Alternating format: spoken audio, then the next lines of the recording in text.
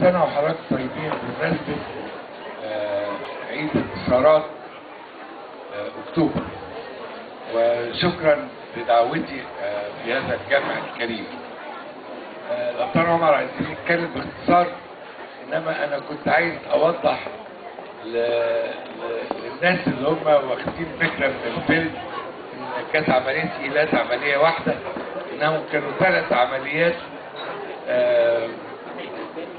بين كل عملية وعملية حوالي 3 شهور، وحتى الأهداف كانت مختلفة. يعني في الفيلم بان غرقنا سفينتين، غرقنا 4 سفن.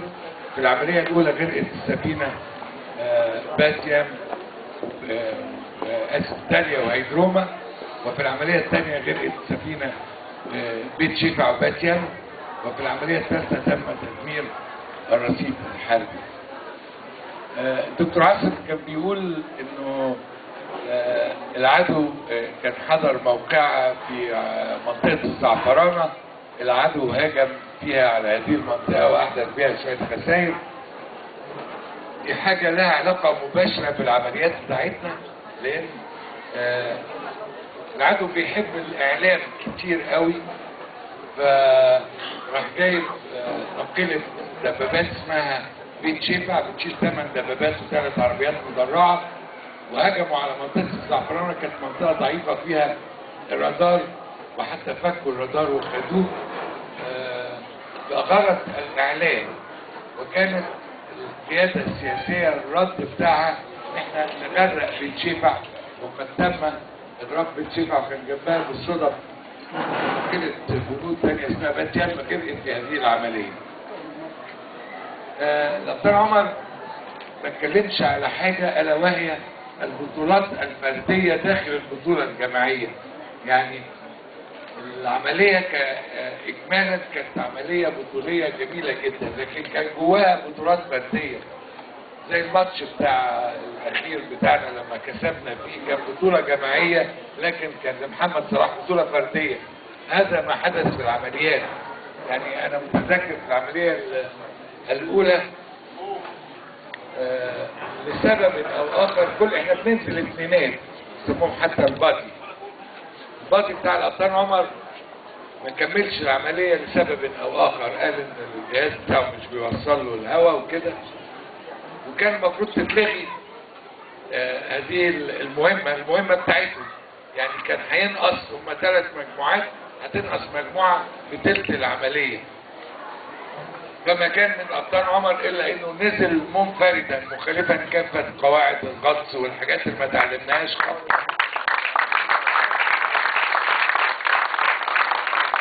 يعني ببطولة فائقة نزل شايل لغمين وماشي.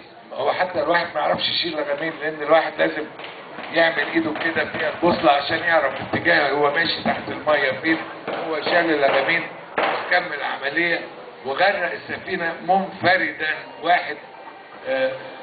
واحد من جنود مصر بيغرق مركب كبيرة ما تغرقش غير بمعركة مع مدمرة تانية او مدفعية او طيران، جه في بطل منفردا لوحده سنجل هاندد ويغرق هذه المركب. دي بطولة من البطولات. برضه لازم الواحد يتكلم على اللواء محمود سامي عبد الرحمن قائد القوات البحرية في هذا الوقت. هذا الرجل عمل كافة العمليات، يعني هو مش بطل بس، هو صانع البطولات وصانع الأبطال. يعني عمل كافة العمليات البحرية في خلال فترة حرب الاستنزاف ضد قوات العدو.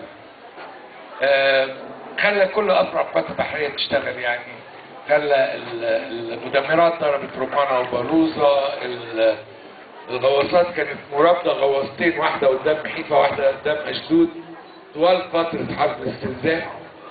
القناصات غرقت الغواصة دكار قدام سواحل اسكندرية هنا. حتى قبل ما يمسك قائد القوات كان هو مهندس عملية إدراك السفينة إيلات أمام سواحل بورسعيد. الضفادع البشرية استخدمها أحسن استخدام. يعني 3 عمليات في إيلات مفيش حاجة بتحصل كده إطلاقا إن الضفادع يشتغلوا في نفس المكان مرة تانية. إنما عمل 3 عمليات بالضفادع البشرية في إيلات، وعمل عملية أكثر من رائعة في أبيجان في ساحل العاج. يعني خارج نطاق العمليات خالص، مش حته مش بيننا وبين اسرائيل. بره في ابيجان كان اسرائيل شاريه حفار اسمه كنتن من كندا عشان تحفر بيه في خليج السويس تسرق البترول بتاعنا. فكانت تعليمات الزعيم جمال عبد الناصر ان الحفار ده ما يخشش من باب البحر الاحمر. فكان راحت مجموعات الضفادع البشريه اللي بيمثلها النهارده البطل احمد المصري، وراحوا برضو عملوا عمليه فيها بطوله شديده، لان نص المجموعه يعني هم كانوا 6 افراد، 3 وصلوا و3 ما كانوش لسه وصلوا، انما خافوا الا الحفار يمشي، لانهم كانوا قبل كده راحوا له في دكار في السنغال، وقبل ما ينزلوا الميه كان الحفار مشي، فخافوا الا الحفار يمشي. ف3 افراد بس اللي هاجموا الحفار وتم تدميره تدميرا تاما. بطوله فائقه. لازم اجيب سيره البادي الجميل بتاعي فؤاد رمزي. عايز اقول ان انا في العمليه الاولى مات البادي بتاعي، استشهد في العمليه، لكن الجندي المصري كان الناس بتكافح عشان تحل محل فوزي البرقوقي لما في العمليه الثانيه. كل واحد عاوز يروح عشان يستشهد هو كمان. يعني قد ايه ده روح الجندي المصري. وعشان كده كان فؤاد رمزي رفيقي في العمليه الثالثه. قد ايه كانت الروح الجميله بتاعت الجندي المصري. انا لا احب ان اطيل، انما بقول ان قواتنا المسلحه بخير، وزي ما حاربنا سنه 3 في حرب الاستنزاف 73 هم النهارده بيحاربوا في سيناء بحرب اصعب كثيرا، عشان احنا كنا بنحارب عدو قدامنا، هم بيحاربوا عدو مش شايفينه.